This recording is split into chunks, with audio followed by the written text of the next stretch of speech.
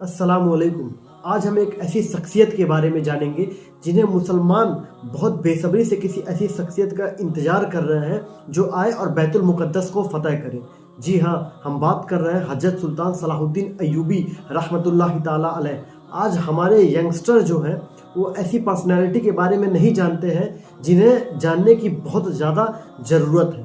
तो आइए आज इनकी पर्सनैलिटी को देखते हैं कि इन्होंने किस तरह काफिरों का 4 लाख की लश्कर को किस तरीके से इन्होंने फतह किया। तो आइए देखते हैं कि इन्होंने किस तरीके से बैतुल मुक़द्दस को फतह किया। अगर आप हमारे चैनल पे नए हैं तो चैनल को सब्सक्राइब जरूर करें। अगर बात करी जाए इस्लाम के सबसे अजीम हुक्मरानों की और उसमें सुल्तान सलाहुद्दीन अय्यूबी का नाम ना आए तो ये मुमकिन नहीं है, जिन्होंने ईसाइयों से यरूशलेम को वापस लिया था।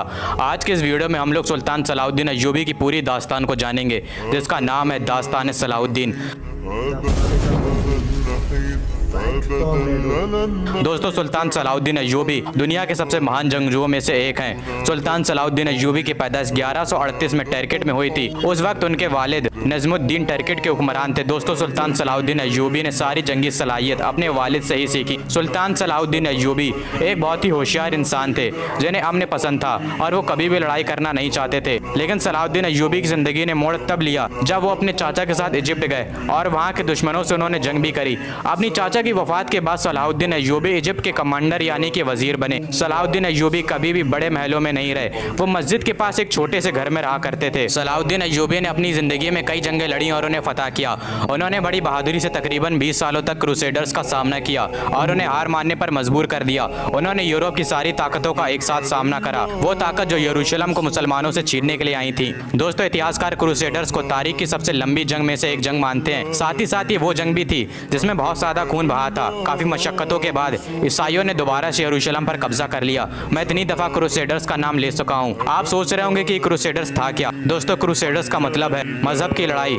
ये जंग सिर्फ एक शहर के लिए लड़ी गई थी, जो कि यरूशलेम, जो कि तीनों ही मजहब यहूदी, ईसाई और इस्लाम में एक अहम मुकाम रखता है। ईसाइयों के लिए वो जगह है जहाँ पर ईसा अलैहिस्सलाम ने अपने दीन को फैलाया था। मुसलमानों के लिए ये जगह इसलिए ज़रूरी है क्योंकि इस शहर से हमारे नबी रसूलुल्लाह सल्लल्लाहु अलैहि वसल्लम मेराज के सफ़र पर गए थे। 15 जुलाई सन 1099 ये इस्लाम की तारीख का एक अंधेरे से भरा दिन था, क्योंकि हजरत उमर के यरूशलेम को फतह करने के 462 साल बाद यरूशलेम फिर से ईसाइयों के कब्जे में जा चुका था। इस दिन मुसलमानों पर इतने जुल्म हुए जिसका तस्करा भी नहीं किया जा सकता है। इस दिन तकरीबन 70,000 मुसलमानों को शहीद किया गया। सड़कों पर इतना खून था कि घोड़े चल नहीं पा रहे थे, वो फिसल जा रहे थे। पूरे शहर में कई सारी मस्जिदों को तोड़ा गया।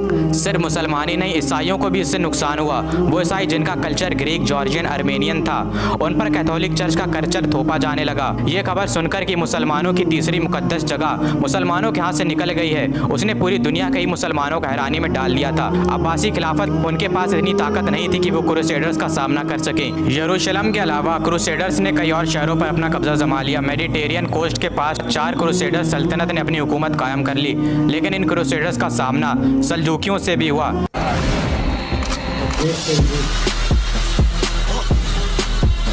जिन्होंने इन्हें पीछे हटने पर मजबूर कर दिया।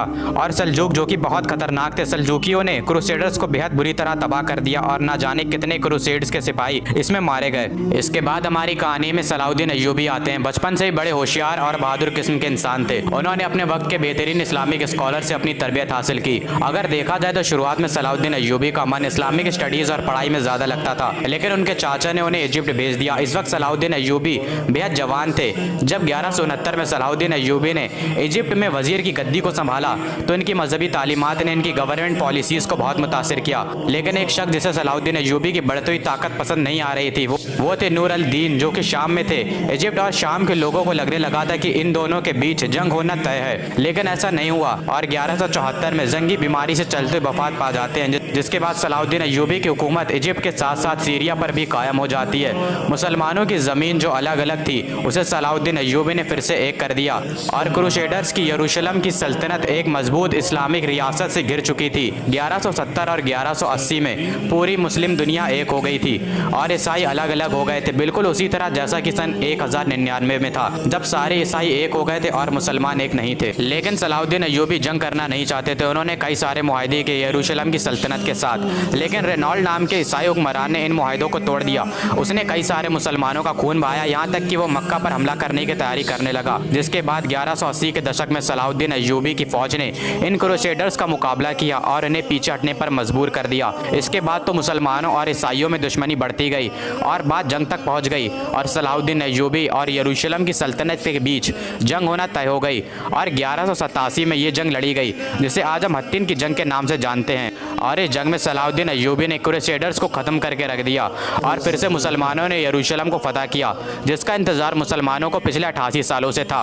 और इसके बाद सलाहुद्दीन अय्यूबी ने हज़रत उमर के कदमों के निशान पर चले, जिन्होंने साल 637 में यरूशलेम को फतह किया था। लेकिन मुसलमानों ने ईसाइयों का खून ना बहाया, शहर में कत्लेआम ना हुआ और हर किसी को रहने और अपने दीन को फॉलो करने का पूरा हक था। अब जो यरूशलेम था वो पूरी तरह से मुसलमानों के कब्जे में आ चुका था, तो जाहिर सी बात है ये खबर सुनने के बाद ईसाइयों को गुस्सा आना लाजमी था। यूरोप में उन्होंने अपनी फ़ौजों को इकट्ठा करना शुरू कर दिया। जर्मनी और फ्रांस के हुक्मरानों ने अपनी फ़ौजें तैयार करना शुरू कर दी कि हमें फिर से यरूशलेम को वापस लेना है। और इंग्लैंड के हुक्मरान रिचर्ड ने भी अपनी एक बहुत बड़ी फ़ौज तैयार कर ली। लेकिन उन्हें क्या पता था कि उनका मुकाबला सलाहुद्दीन अय्यूबी से। उन्होंने कई सारी जंगें सुल्तान के खिलाफ लड़ी और भारी नुकसान इन्हें उठाना पड़ा। लेकिन अब मुश्किल बढ़ने वाली थी, क्योंकि अब पूरे यूरोप की सारी फौजें मुत्तहिद होकर आ गईं और सलाहुद्दीन अय्यूबी से मुकाबला करने के लिए। सलाहुद्दीन अय्यूबी की फौज जो अब तक सलेबियों का सामना कर रही थी वो अब थक चुकी थी और उनके पास खाने के लिए भी कुछ नहीं बचा था। जिसके बाद ये तय हुआ कि अब और खून नहीं बहेगा और किसी का भी कत्ल नहीं किया जाएगा। एक मुआहिदा हुआ जिसके तहत सुल्तान को 2 लाख सोने के पीसेस देने थे। थोड़ी देर हो गई, जिसकी वजह से गुस्से में आकर रिचर्ड ने बेबस मुसलमानों का कत्लेआम किया। जब ये खबर सलाहुद्दीन अय्यूबी को पता चली तो उन्हें बहुत गुस्सा आया और उन्होंने मुसलमानों के खून का बदला लेने की कसम खाई। 150 मील समुद्र का रास्ता तय करने के बाद सुल्तान ने इनके खिलाफ कई जंगें लड़ी और उन्हें भारी नुकसान पहुंचाया। जिसके बाद हुक्मरान रिचर्ड वो मुआहिदे के लिए मान गया और सुल्तान भी मान गए। जिसके बाद 1192 में एक समझौता हुआ और सारे क्रूसेडर्स को यरूशलेम से बाहर निकाला गया। इन्हीं के लिए अल्फाज फरमाए मौलाना तारिक जमील ने कि जिस कौम की बच्चियां नाच गाने को अपना शौक बना लें, उस कौम से नाचने गाने वाले ही पैदा होंगे। खालिद बिन वलीद पैदा नहीं होंगे, मोहम्मद बिन कासिम पैदा नहीं होंगे, तारिक बिन जियाद पैदा नहीं होंगे, सलाहुद्दीन अय्यूबी पैदा नहीं होंगे जो अकेले पूरे यूरोप का सामना करें। आपको पता है हत्तीन की जंग में तकरीबन 7 सल्तनतें सलाहुद्दीन अय्यूबी के खिलाफ आ गई थी। पूरा यूरोप एक तरफ था, पूरा यूरोप उनके खिलाफ था और इधर तनहा सलाहुद्दीन था। इसके बावजूद उन्होंने उसमें इकट्ठा यूरोप को शिकस्त दी। रेनॉल्ड एक बादशाह था जिसने हज पर जाने वाले काफिलों पर हमला किया और हाजियों को कैद कर लिया और कहने लगा कि बुलाओ अपने मोहम्मद को। तो जब हत्तीन की जंग हुई है उसके बाद बड़े बड़े बादशाहों को मुसलमानों के हाथों कैद किया गया, जिसमें रेनॉल्ड भी था। तकरीबन 12 बादशाह कैद हुए हैं और सब प्याज की शिद्दत से तड़प रहे थे। सलाहुद्दीन अय्यूबी ने सबको पानी पिलाया, रेनॉल्ड को नहीं पिलाया। तो उनमें से एक जो हुक्मरान था उसने अपने में से थोड़ा सा पानी बचाकर रेनॉल्ड को दे दिया। तो सलाहुद्दीन अय्यूबी ने कहा कि ये पानी तुम पिला रहे हो, मैं नहीं पिला रहा हूँ, क्योंकि इस्लाम में जब आप पानी पिलाते हैं तो ये अमन की निशानी होती है। रेनॉल्ड को इस्लाम की दावत दी गई लेकिन उसने इनकार कर दिया। तो सलाहुद्दीन अय्यूबी ने कहा कि मैंने कसम खाई थी जब तूने हाजियों के काफिले पर हमला किया था और कहा था कि बुलाओ अपने मोहम्मद को सल्लल्लाहु ताला अलैहि वसल्लम, तो मैंने कसम खाई थी कि अगर अल्लाह ने मुझे मौका दिया तो मैं अपने हाथों से तेरी गर्दन को उड़ाऊंगा। ले आज ये मोहम्मद का अदना गुलाम तेरी गर्दन उड़ाने जा रहा है। और सलाहुद्दीन अय्यूबी ने उसकी गर्दन उड़ाई तो बाकी के जो बादशाह थे वो कपकपाने लगे। तो सलाहुद्दीन अय्यूबी ने कहा कि हमारे इस्लाम में नहीं है, हमारे इस्लाम में बादशाहों के साथ बादशाहों वाला सलूक ही किया जाता है। लेकिन ये अपनी हद से ज्यादा आगे बढ़ गया था। और ये अल्फाज है सलाहुद्दीन अय्यूबी के कि अगर तुम्हें किसी कौम को बिना जंग के बर्बाद करना है तो उस कौम के नौजवानों में अय्याशी को आम कर दो और वो कौम बिना जंग के ही बर्बाद हो जाएगी। आप ध्यान दीजिए, जब तक मुसलमानों ने दीन के रास्ते पर हुकूमत की है तब तक शान से हुकूमत की है, लेकिन फिर उसके बाद मुसलमान अय्याशियों में डूब गए। अल्लाह ने अरबियों को ताकत दी थी हुकूमत करने की, क्योंकि रसूलुल्लाह सल्लल्लाहु अलैहि वसल्लम उनमें से एक थे। लेकिन फिर अरबी अय्याशियों में डूब गए और खुद की ताकत को ख़त्म कर बैठे। उस वक्त भी अरबियों के हाथ से निकला था यरूशलेम। अरबियों में इतनी ताकत नहीं बची थी कि वो फिर से वापस ले सकें। सलाहुद्दीन अय्यूबी ने वापस ला कर दिया और फिर इनके बाद क़यादत किनके हाथों में आई? तुर्कों के हाथों में आई। सुल्तान सलाहुद्दीन अय्यूबी कहने को तो सुल्तान थे, लेकिन उन्होंने अपनी ज़िंदगी कैसे गुजारी ये सब जानते हैं। बड़ी शक्तियाँ देखी उन्होंने, अपनी ज़िंदगी में बड़ी बड़ी जंगें लड़ी और आज फिर यरूशलेम मुंतज़िर है सलाहुद्दीन अय्यूबी का। सुल्तान सलाहुद्दीन अय्यूबी की बहादुरी का अंदाज़ा इसी बात से लगा सकते हैं कि हत्तीन की जंग में तकरीबन 8 सल्तनतें अकेले एक साथ आई थी और इधर सुल्तान सलाहुद्दीन अकेले थे। इसके बावजूद सलाहुद्दीन अय्यूबी ने उन सबको शिकस्त दी और इतने रहम दिल थे कि उन्होंने सबको छोड़ दिया। कोई भी आके यरूशलेम में इबादत कर सकता है, कोई भी आकर रह सकता है। ये रहम दिली थी सलाहुद्दीन अय्यूबी की। और इसी के साथ हमारी वीडियो खत्म होती है। उम्मीद करता हूँ आप लोगों को पसंद आई होगी। मिलते हैं किसी और नए वीडियो में, तब तक के लिए अल्लाह हाफिज़। तो आप लोगों ने देखा कि हज़रत सुल्तान सलाहुद्दीन अय्यूबी रहमतुल्लाह ताला अलैह ने दुनिया की ऐसो आराम को ना चूज करके, उस चीज़ को ना अपना के, जब उनको ये एहसास हुआ कि ये उम्मत किस तरफ जा रही है और इस्लाम की कीमती चीज़ें जो कुछ है, जो मुकद्दस चीज़ें हैं, जो मुकद्दस जगह है, उन पे काफिरों का कब्जा हो चुका है, तो वो अपनी दुनिया को छोड़कर दीन की खिदमत के लिए काफिरों के खिलाफ बेशुमार जंगें लड़ते हैं और अल्लाह तबारक व तआला उन्हें हर जंग में फतह देता है।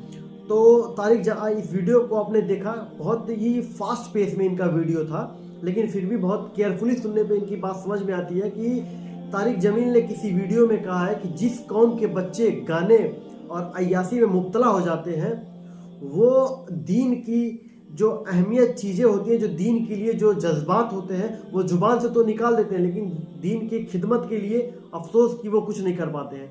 तो हमें और आपको चाहिए कि हम लोग अपने औलाद को दीन की तरबियत दें और दीन की चीज़ों उनको बताएं कि हमारे साथ, इस उम्मत के साथ क्या कुछ हो रहा है। क्या हम लोग उस वक्त उठेंगे जब हज़रत इमाम मेहदी अलैहिस्सलाम आएंगे? क्या हम हज़रत इमाम मेहदी अलैहिस्सलाम का इंतज़ार में हम बुज़दिल बन जाएं और इस्लाम और मुसलमानों के लिए तब तक नुकसान पे नुकसान, नुकसान पे नुकसान और नुकसान पे नुकसान ही होता रहे और हम लोग हाथ पे हाथ रख के बैठे रहें? आज फ़लस्तीन में इजराइल जो है अटैक पे अटैक कर रहा है और हमारे मुसलमान भाई डेली शहीद हो रहे हैं। तो बेशक शहीद होने वाले अल्लाह की राह में जन्नती है, लेकिन हम लोगों का क्या हम लोग ऐसे हाथ पे हाथ रख के बैठेंगे और हज़रत इमाम मेहदी अलैहिस्सलाम के इंतज़ार में अपने लाखों मुसलमान को खो देंगे? नहीं।